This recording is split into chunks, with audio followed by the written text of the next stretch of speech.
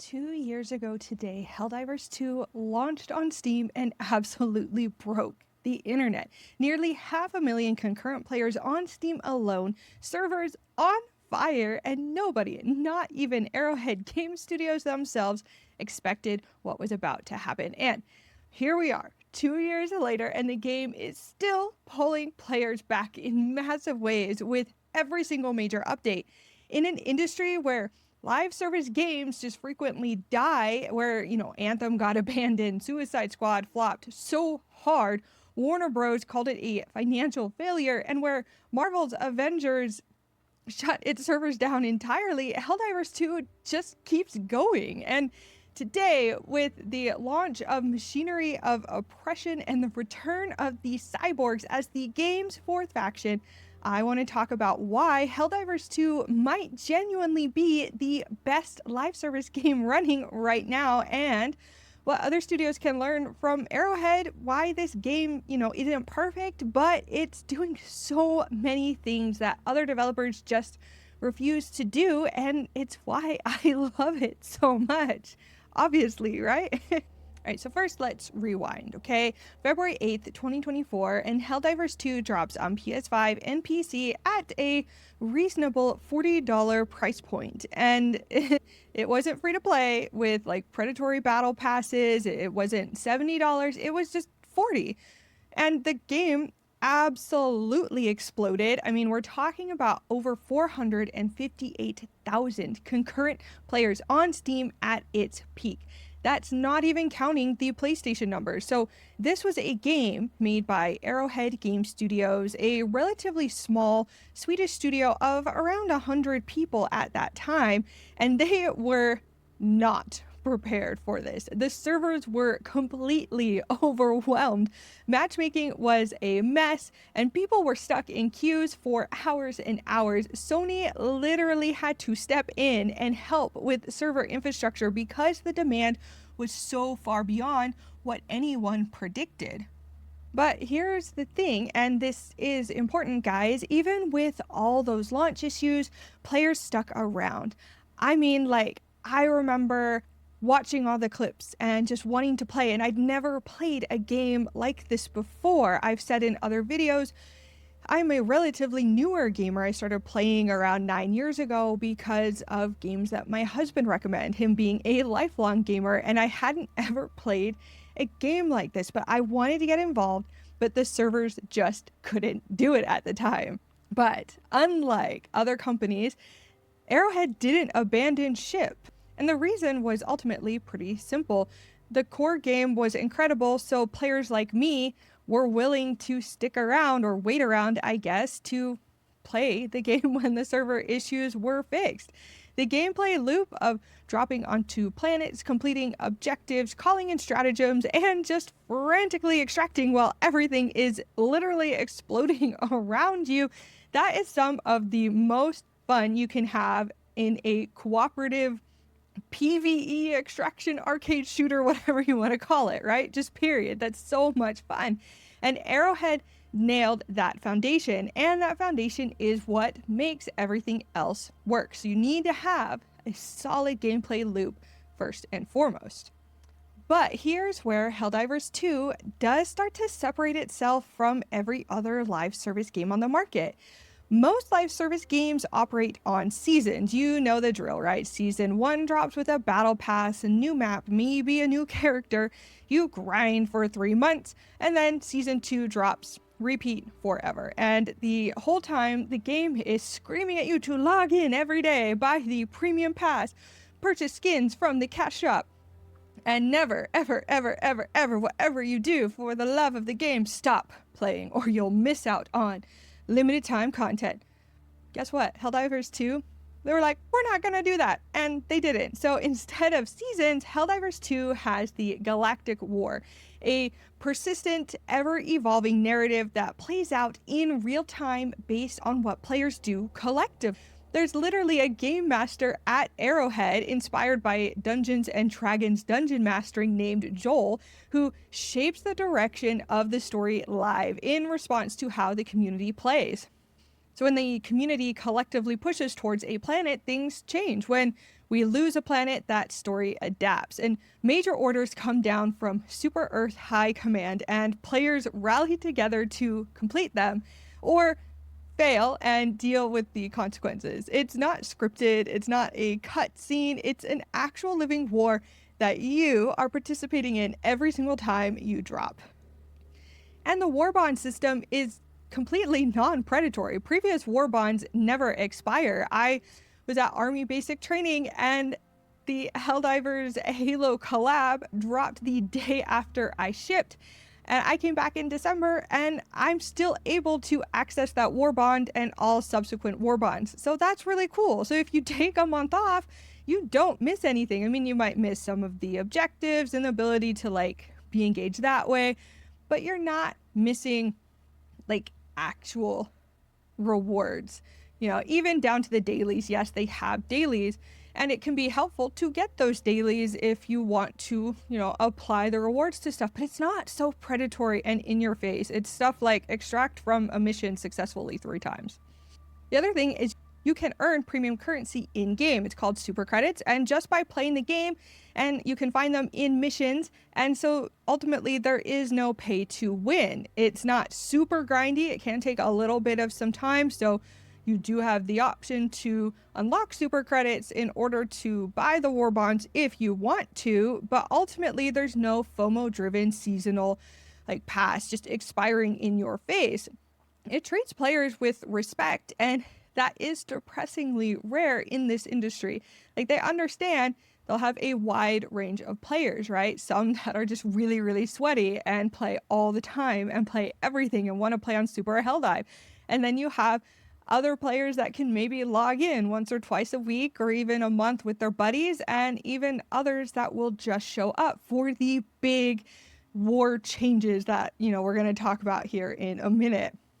Because this brings me to the heart of why Helldivers 2 stands above every other live service game. PC Gamer literally just ran an article saying, and I am paraphrasing here, that while other games get updates, Helldivers 2 gets frequent and significant expansions. And I mean, they're right. Like, let me walk you through what Arrowhead has done over the last 2 years, because it's honestly staggering. At launch, we had 2 factions: the Terminids, the horrifying bug creatures that we will just call the bugs from now on, and the Automatons, the killer robots that are just called the bots, right? The 2 factions, the bugs and the bots. That was it. Just those enemies. And the game at that point was already incredible. Then in December of 2024, Arrowhead shadow dropped the Omens of Tyranny update at the Game Awards. No warning, just boom. John Helldiver up on the stage saying that the Illuminate are back.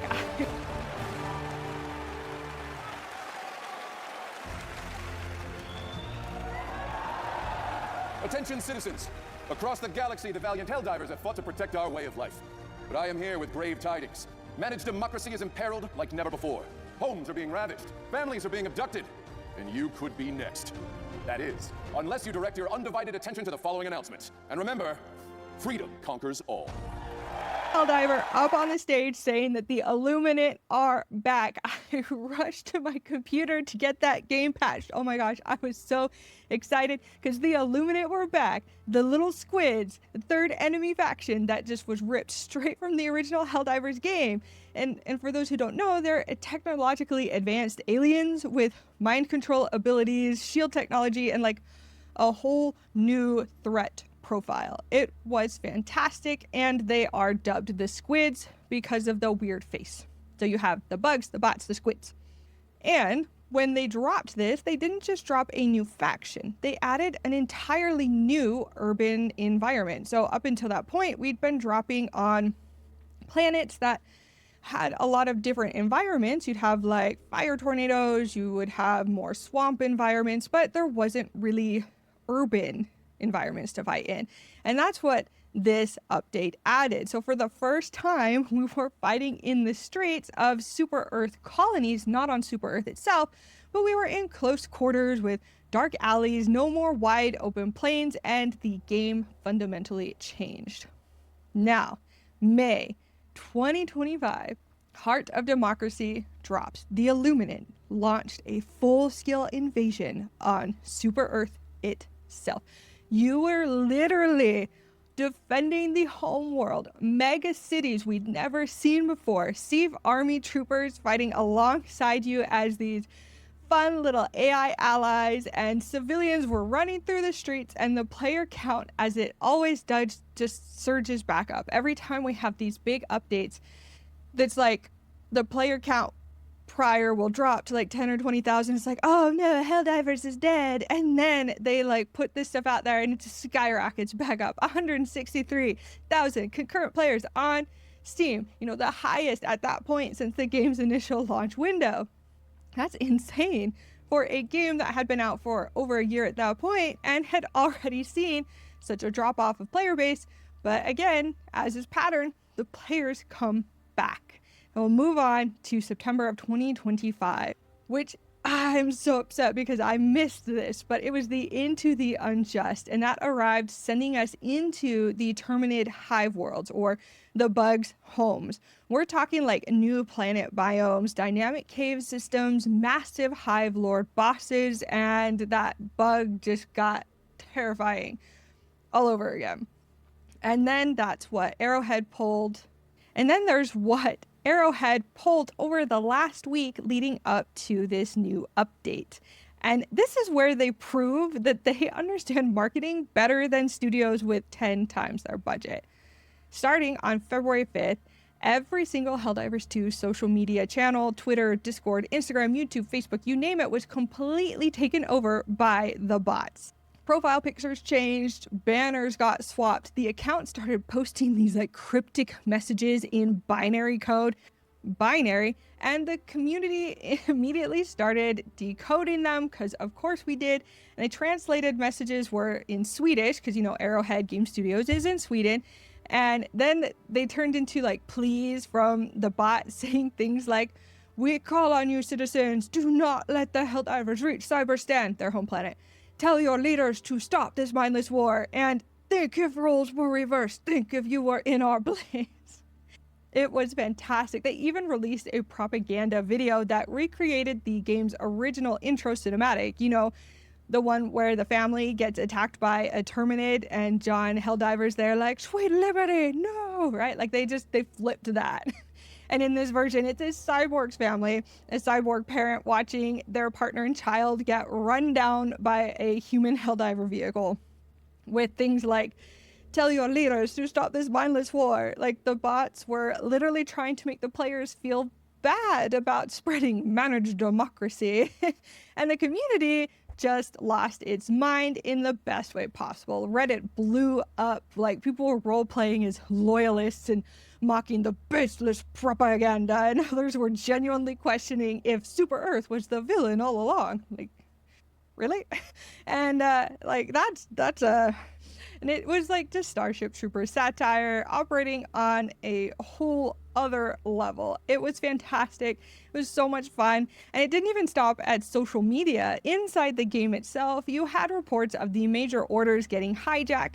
Players received a fake order called A New Way of Thinking, formatted to look completely official. And this told the Helldivers that they were cannon fodder. I mean, come on. Super Earth loves us. We're not cannon fodder. And then urged them to defect. Like, I'm not gonna defect. It's all for democracy. Whatever. Stupid bots. But the Super Destroyer, like even the Super Destroyer lighting would reportedly turn red on some ships. The stratagem terminal puzzle, the up, down, blah, blah, blah, blah, blah stuff that you have to do, like that was replaced with cryptic automaton symbols. The reinforcement counter for Cyberstan that got manipulated, so nobody could actually tell if it was real or just another bot trick. The community dubbed the propaganda voice Cyberstan Cindy, a play on Hanoi Hannah from the Vietnam War. And players were just living inside the fiction in real time. It was so much fun. And it was all like an ARG, an alternate reality game, building to the final reveal on February 9th. A countdown on the hacked website hit 0 and redirected to a YouTube video.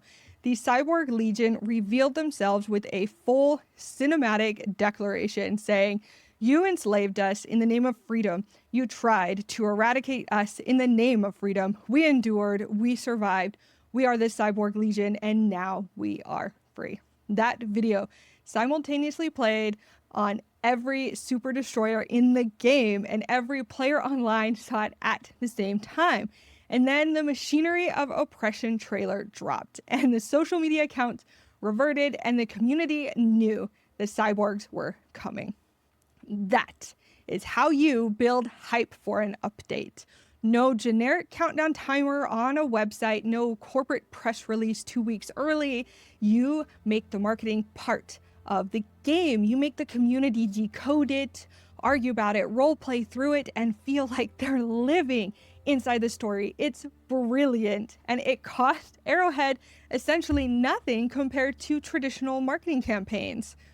And now we have the Machinery of Oppression, and the cyborgs are back, the fourth faction, and we're invading Cyberstan, the automaton homeworld, and like fighting through these massive factory settings, and like Cyberstan's ugly. Why would we want to preserve Cyberstan?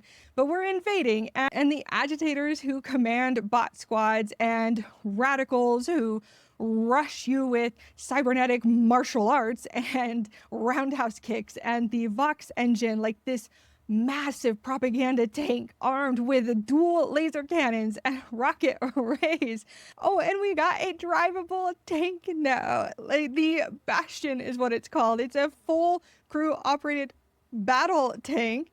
2 years in, and Arrowhead is still making the game feel brand new and bringing players back in droves.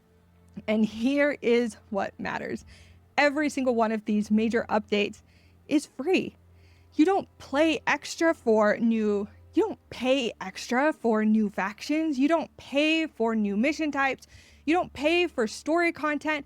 The only thing you pay for is optional cosmetics or the war bonds. And even then you can earn that in the game. And yeah, I get it. Like, it is a little grindy, but let's be real here. When we look at how impossible it is in these other live service games to actually earn in-game credits to be able to redeem, like Helldivers actually has it balanced fairly well. And then if you do have to pay because either you don't want to grind or, you know, you're just a little short, like I'm just a little short, right? It's not the most expensive either. And then you compare that to literally every other live service game charging you for season passes, expansion packs, and $60 cosmetic bundles. It's just night and day, and they're not nearly as fun as a Helldiver. But beyond even the big headline features, yes, there is more: the new factions, the new maps, the narrative beats. There's just something about Helldivers 2 that I don't think gets enough credit, and it's the sheer level of craft and attention to detail that's baked into every single layer of this game. This is the stuff that most players absorb subconsciously but never consciously notice, and it's a massive part of why this game feels so unique. So let's start with sound design, because it's genuinely, to me at least, best in class. Comment below if you think someone does it better. I'm happy to hear those arguments. But the weapons in this game, like, they just sound different. They sound correct, even though they don't exist, right? The grenade launcher has this subtle clicking of belted ammo as you move. If you're standing far enough from a Gatling barrage impact point, you can actually hear the shells tearing through the atmosphere before they hit. Every weapon has some weight to it. Every explosion has presence. The soundtrack dynamically shifts based on gameplay intensity, swelling during desperate last stands and pulling back during quiet exploration moments. And that extraction theme, if you know, you know, it's been stuck in my head for 2 years, and I love it every single time. And then there's a visual detail on, like, the weapons themselves. For example, some guns actually show individual rounds being reloaded into them. Like the shotgun, for example, you can see the individual shells in their slots. You fire a few rounds and those slots will go empty, reload, and they fill back up. It's a level of care that most players will never consciously register, but it absolutely contributes to the feeling that you're holding a real weapon and not just a polygon with a hitbox attached to it. But the attention to detail that I think really sets Helldivers 2 apart is in the world building and environmental storytelling. This game tells its story almost entirely without traditional cutscenes, and it's masterful at it. Every planet you drop onto is littered with details, propaganda posters, abandoned data slates, battlefield logs from fallen soldiers. There are crash ships with cargo manifests you can read. There are civilian structures with personal belongings scattered all around. And you'll find headstones next to human and terminated corpses, little environmental vignettes, if you were, that tell stories of the people who fought and died there before you arrived. None of it is highlighted and none of it has a quest marker. It's just there for the players who care enough to look or who have enough time when being overrun. Every once in a while, it's nice to drop that difficulty just to explore what they put in this game. Oh, satire, by the way. Oh, the satire is where Arrowhead really shows their genius. This entire game is a loving homage to Starship Troopers, the movie, not the book, and they commit to it in a way that's a bit harder than any game or really IP in general. So your Helldiver will shout things like, "Say hello to democracy," while mowing down enemies with a machine gun. You'll hear things like, "Freedom never sleeps," when you inject yourself with stims. The NPCs on your ship will praise you endlessly for your service. "Well done, Helldiver," but you're never given a name because that's the whole point, right? You're inexpendable, you're a cog in the machine. And if you don't pick a voice pack, your game will actually randomize your Helldiver's voice every single time you die and respawn because you're not special. Right? I mean, I'm a special Helldiver. Super Earth loves me, right? They love all Helldivers. Anyway, you're just the next soldier off the assembly line, and that is incredible attention to thematic detail. And the immersion never breaks either. From the moment you boot up the game, you're in universe. You wake up from cryo on a super destroyer. You walk to the holo table to select your mission, you step into a hell pod, you drop, you fight, you extract, or you die and get replaced, which is more likely the case. There's no real pause menu that takes you out of the fiction, which is really cool. Calling in stratagems uses in-game directional inputs, not like a drop-down menu. Like checking the mini-map is in your character pulling up a wrist device. Even the loading screens are your hellpod hurtling through the atmosphere. Every single transition keeps you inside the world. And then there's the Galactic War meta-narrative details that are just chef's kiss. And we've talked about it already, but the cyborg propaganda that just happened, where the community's reinforcement counter for Cyberstan got manipulated and nobody could tell if the numbers were real. I mean, Arrowhead didn't announce that was going to happen. They just did it. And the entire community collectively lost their minds trying to figure out if their data was compromised. That's not a scripted event. That's a living game reacting to its players and its fiction simultaneously. And the fog affects enemy visibility too, not just yours. Weather isn't cosmetic. It changes the gameplay, time of day matters, environmental hazards aren't some set dressing, they're part of the tactical equation.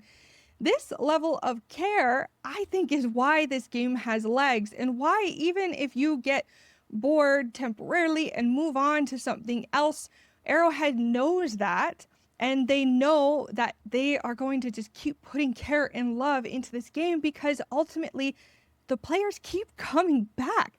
Because even after 2 years, players are still discovering things they missed, still finding small stories hidden on planets, still hearing sound design cues they never noticed before. And with every new mission type or new faction, we get like new music. Like the bugs have their own music when you drop in bug missions. When you ended up with the gloom, it changed a little bit, which is really cool. The bots had their own, and now with the cyborgs, it's a whole new like kind of soundtrack and sound design for them. The squids have their own. It's like, it's super, super cool.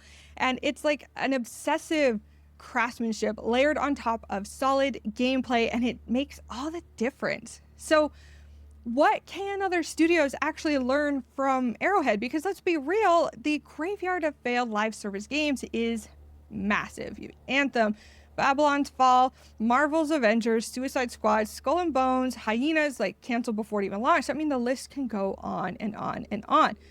The first lesson, I think, is the most obvious one. Like, make a good game first, right? Like, I know that sounds basic, but so many publishers greenlight live service projects where the live service infrastructure is baked in from day one, but the actual gameplay is an afterthought. Arrowhead's former lead writer literally said in an interview that they didn't even know Helldivers 2 would be a live service game until halfway through development. They built a great game first and then realized the live service model was the best way to tell its story, and that's the complete opposite of how most publishers approach it. Second is another simple one. Respect your players' time and money. No expiring battle passes, no pay to win, no predatory FOMO mechanics. Helldivers 2 launched at $40 and has delivered more free content in 2 years than most $70 games with paid DLC ever will. Players want to support games like this.